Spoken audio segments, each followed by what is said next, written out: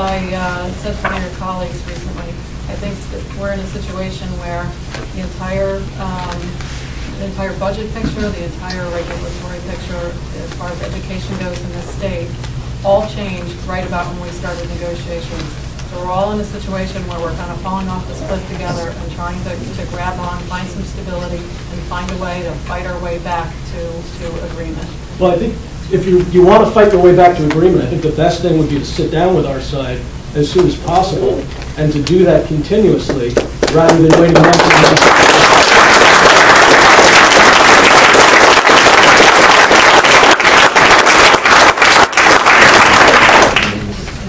We have continued to meet outside of the formal fact-finding and mediation process, and we're open to meet at any time.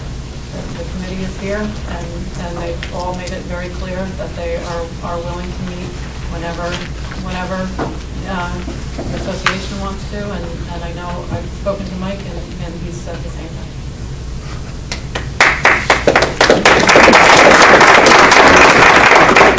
Hi, I'm Debbie Gonzalez. I'm a resident of Chester. I live at 19 Wheeler Road. I'm also the Relay for Life advisor along with Laura Palazzoni and the IB coordinator at Central, along with my Mendham counterpart, Tim Reimer.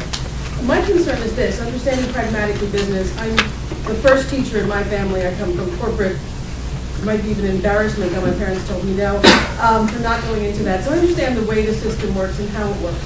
But I understand also that in taking so long, the morale of the faculty starts to take a hit.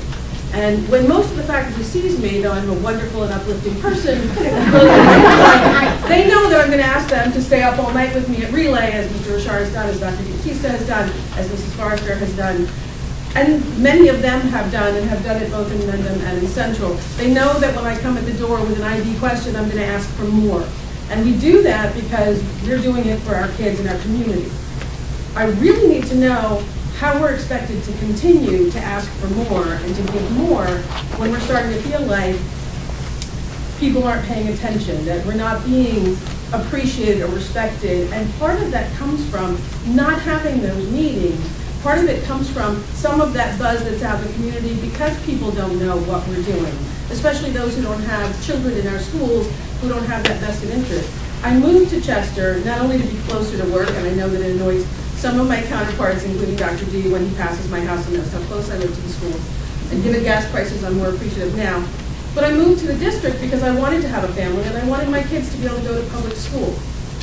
I'm also the first generation of my family to attend a public school. I graduated from one. I'm proud of that. I want my kids to continue to go. They're getting an excellent education now. I want that to continue so that when they get to the high school, and hopefully choose Central over Mendham, but that's another story. I want them to know that the education they're getting is going to be the best that they can get.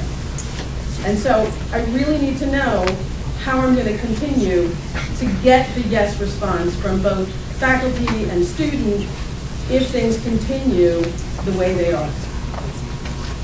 And I wish I had an easy answer for that, other than to say that I'm also hopeful that we can work together to reach a conclusion to the negotiations so that we can all get back to work. Yes. Hi, my name's Ralph Cayazzo, and I've been so happy to be a part of this district for almost 25 years now. You know, when we talk about a business model, I mean, I just hope you appreciate and take into account the culture that we have here, this noble culture of caring about each other and caring about kids and caring about the families in this community.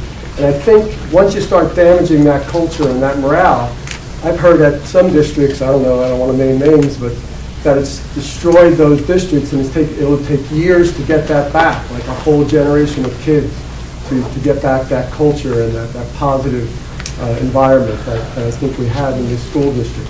And I hope you take that into account when you talk about a business model and bottom line.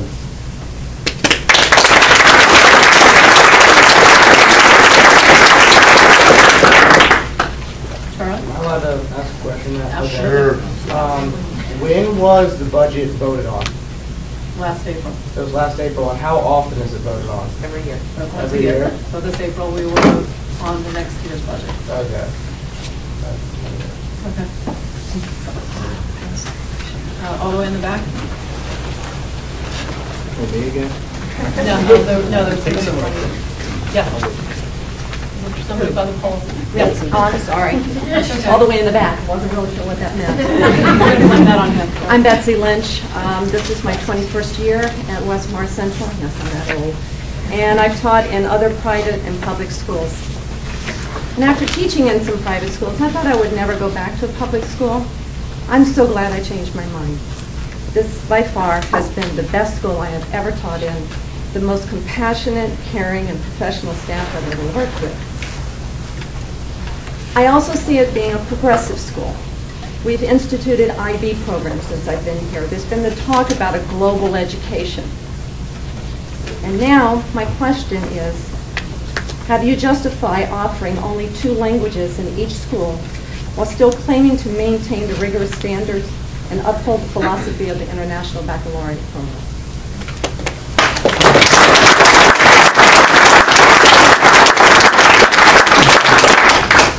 It's a very difficult justification, and I think that one of the things that we've done is we've talked to the K-8s, we've talked to them about the possibility of sharing a teacher or having some sort of a shared program so that we can keep a culture of a number of languages.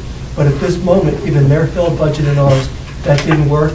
It is my hope that we bring those languages back. With the International Baccalaureate program, speaking only from the foreign language perspective and knowing that they're eliminating language now at the middle school, there will not be a higher level exam.